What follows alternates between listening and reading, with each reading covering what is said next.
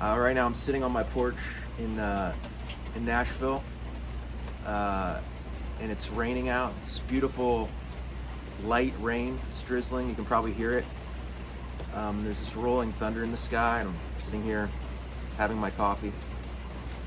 Conversation I had yesterday with my sister has kind of spurred me on to want to make this video, but I'm going to try not to be too long. I don't know exactly all that I'm going to say in this one because there's probably a lot to be said, but I want to talk about kind of the mother topic of evangelical Christianity, and it's the notion of hell. And I want to talk about it and share it because it's I've got some thoughts about it that I feel need to be said.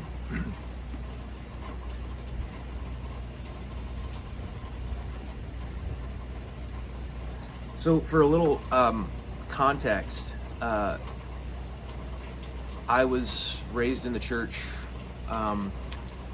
I was raised in evangelical Christianity, actually Baptist for most of the time growing up. And I was always a very pious kid. I was a very sincere Christian. I loved God very much. I loved the Bible. I loved theology. I loved truth. I think that it's the one thing over the years that hasn't changed about me, is that I've always been a seeker of truth. Like I really wanted to know the answer to things.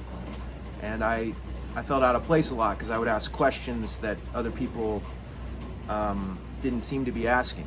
Some people who I grew up with might be surprised to hear this because I've never really gone public with it, though I've had it in personal conversations. But over a decade ago, I essentially lost my faith, and I went through a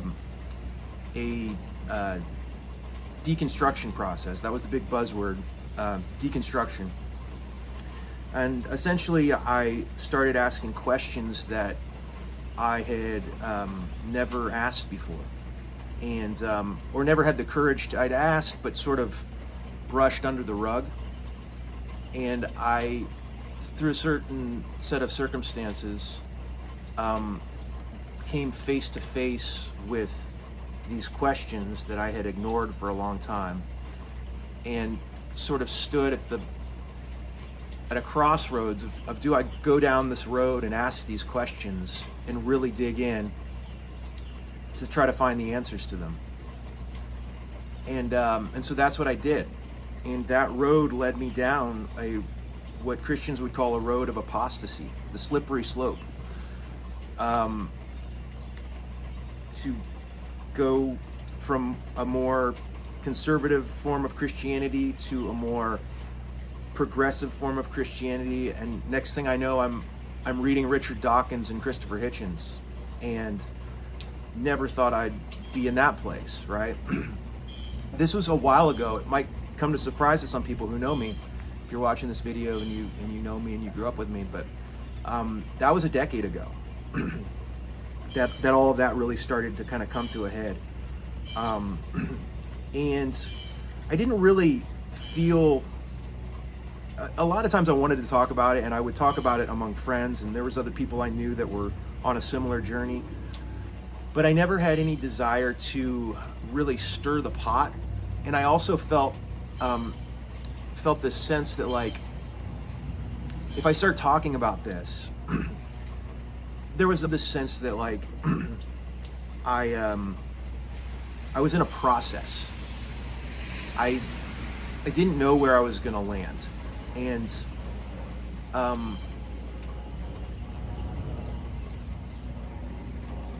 a lot of times when people who grew up Christian go through a deconstruction, they'll immediately pendulum swing to, maybe they'll become like a radical atheist or a radical New Age spiritualist, or something on the opposite end of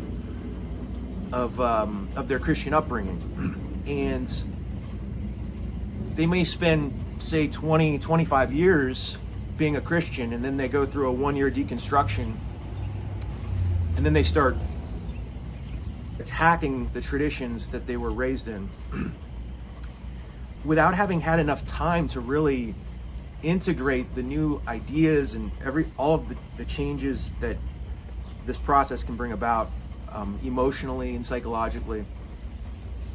And so there was this sense for me, of just like, I'm just gonna hold my tongue. And it feels to me like you're in 2025, like now is the time to stop holding my tongue.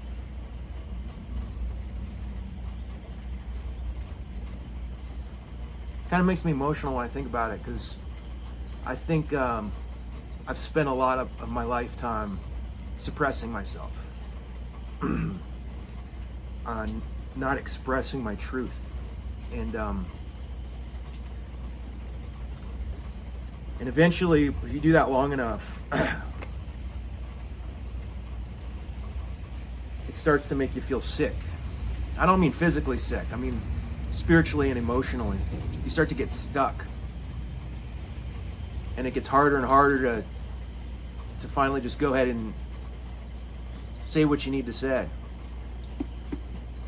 Thank you, John Mayer.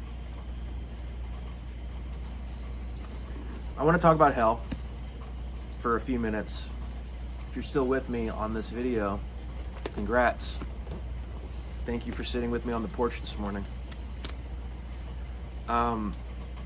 This topic of hell came up yesterday in a conversation with someone who I love. And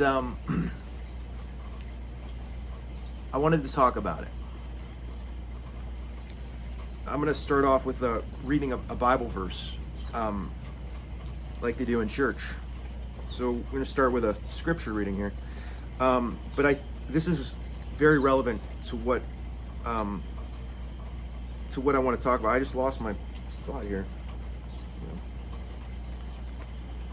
So this is what I'm going to read is a couple verses from a book in the Bible called Philippians. It's in the New Testament, and it is believed to be written by the Apostle Paul. For a little context, all of the epistles, as they're called, the Apostle Paul wrote a bunch of them, and they are essentially letters to churches with theological instruction and how to love God better, how to love others better, how to live a better life. And eventually, this may be a controversial take, but eventually the Roman government would pull a bunch of these letters together and make an official canon, which we now know as the Holy Bible, which is what I've got here. And this, this Bible, I've had this since I was in high school, and it's got a lot of notes and writings in it from over the years. And it's wild to think, I mean, there was a time where like I read this every day, and then I went through a time period where I didn't read it for years. It just sat on my shelf, but I still have it. It means a lot to me. It tells a story. It's a New International Version Bible, which is, if you know anything about Bible translations, I spent a year studying Bible college, so forgive me if I get a little too technical or detailed, but it is helpful to understand the context of things. So this is my Bible. This is Philippians chapter 4. And this is a beautiful passage.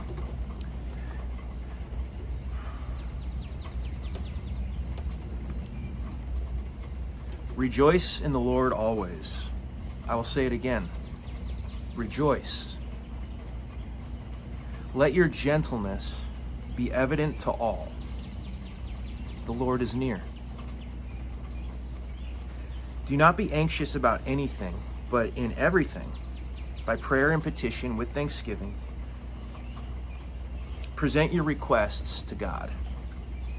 And the peace of God, which transcends all understanding, will guard your hearts and your minds in Christ Jesus. Finally, brothers, we could say brothers and sisters. Finally, brothers and sisters, whatever is true, whatever is noble, whatever is right, whatever is pure, whatever is lovely, whatever is admirable, if anything excellent or praiseworthy, if anything is excellent or praiseworthy, think about such things.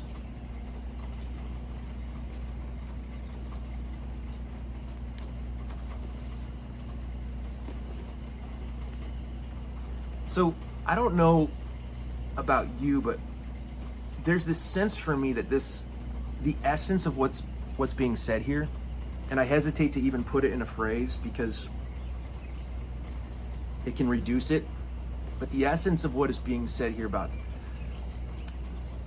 an inner peace that overflows into all of your interactions. I think it's something that every human being, regardless of their religious background, whether they are religious or not, I think most humans can get behind this. I mean, most of us instinctively, even if we do not practice it, and most of us don't, we understand that like love is the answer. Like we know that kindness and gentleness to other people can go a long way.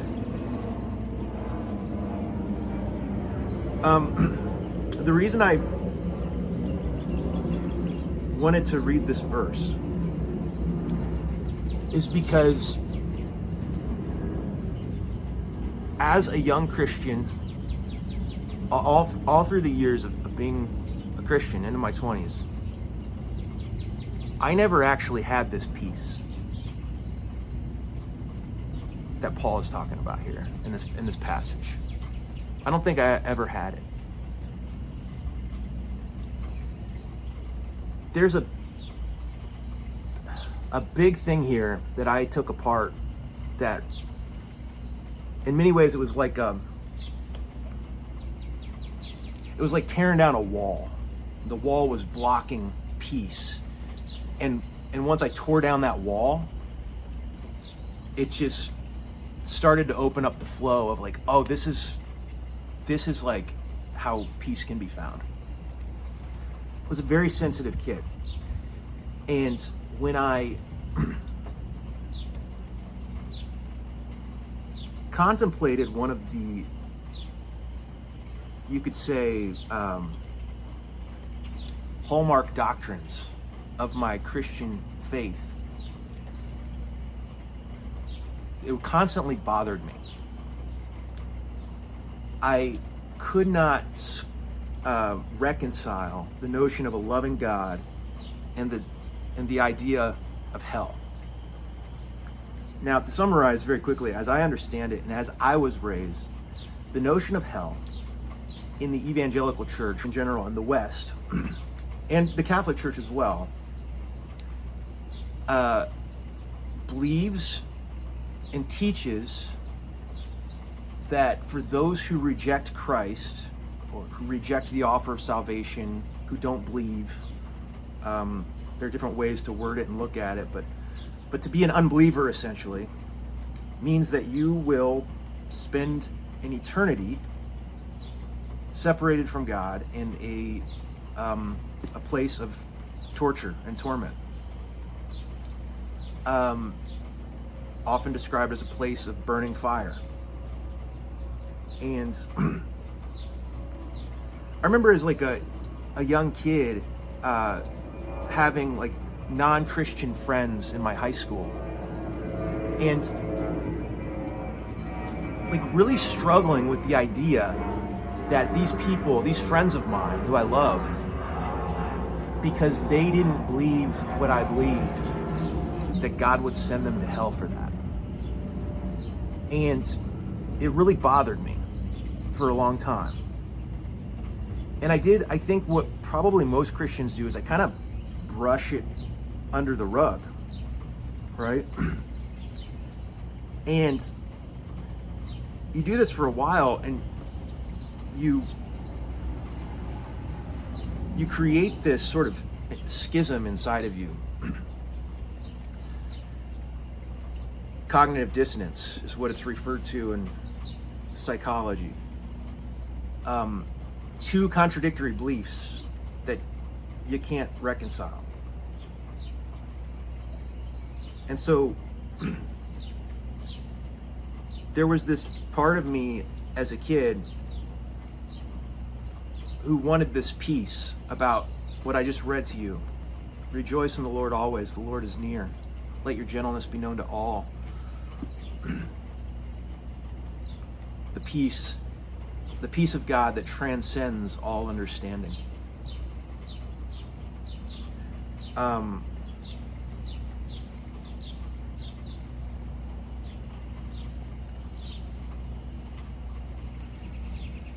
It created in me, it's almost like a,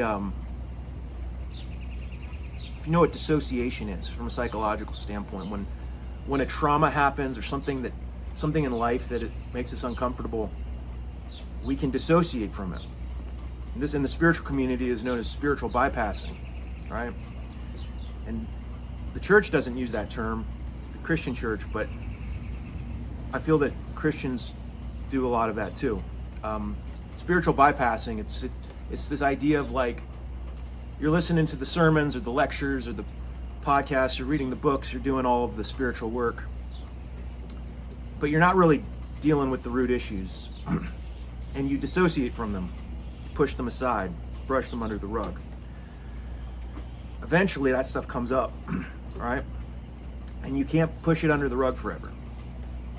And so I pushed the notion of hell under the rug. And in my 20s, I went to like a very seeker-friendly church.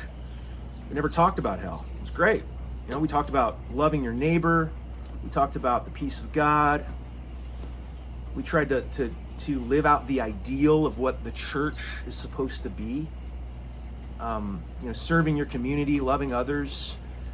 And it was beautiful. It was wonderful. But all the while, there was this thing that I had pushed aside, that like my religious tradition, my belief, my understanding of what the Bible teaches is that this God who gives us our peace and who loves us will consign all those who do not believe to an everlasting, eternal judgment.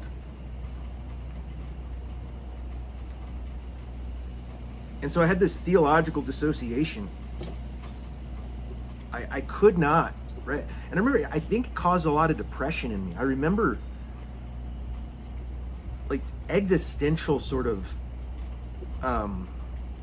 you could call it an existential exasperation. Like I would meet somebody who wasn't a Christian, and I would like really like think this person's great. And I would think to myself, like, there's no way I love this person more than God does. Like, how could God send this person to hell? And so I had this dissociative idea about hell, brushed it under the rug, but it would come up time and time again. And it wasn't until over a decade ago, it was, 12 years ago, give or take. I was part of a church that was really taking their evangelism seriously. Because they were looking at, as they understood it, the idea about hell. If people were really going there, man, we got to be preaching the gospel. Like, we need to be saving souls because this is an emergency. Like, people are dying and going to hell. We've got to get on this. And logically, like, if hell is real, then that makes sense. And I was faced with that reality that I'd been pushing this idea of hell under the rug for so long. And I was suddenly faced with that belief coming up again. Yeah, I guess we really do need to be talking about hell. And around that time, it was like,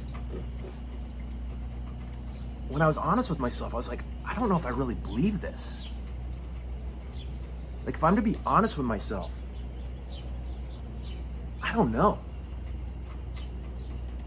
Some of it just didn't feel right. And so there were several factors that collectively catalyzed my deconstruction, but this was one of the big ones. It was this idea of hell. And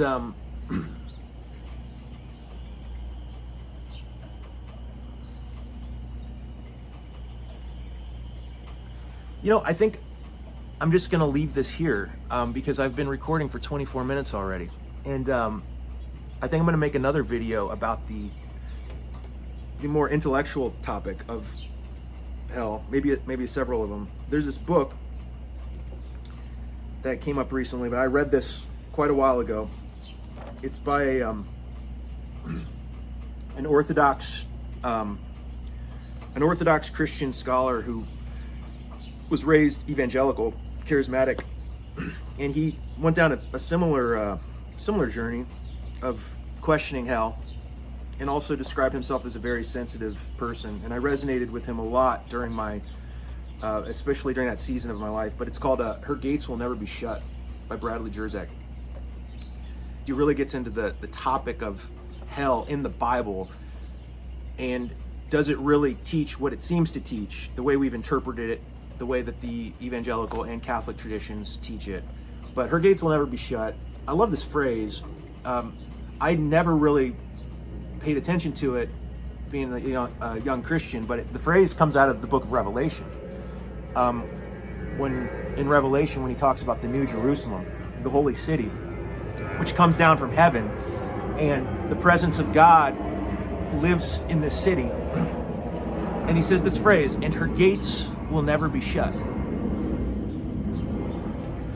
And so I think he's pretty fair. He doesn't make any claims about this is my opinion. He kind of just lays it out there. Here's the various interpretations, and it's a great book.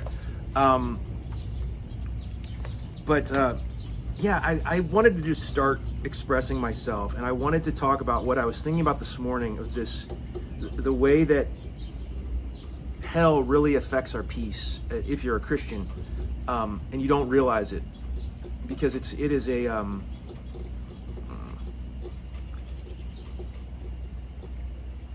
I've come to find it to be a very insidious idea, and it doesn't square with the idea of a loving God for me at all. And quite frankly, if you dive into this, you would find that the Bible might not even teach the notion of hell the way that it is taught in the evangelical church. Anyway, there's that. I'm gonna leave it here. More videos to come.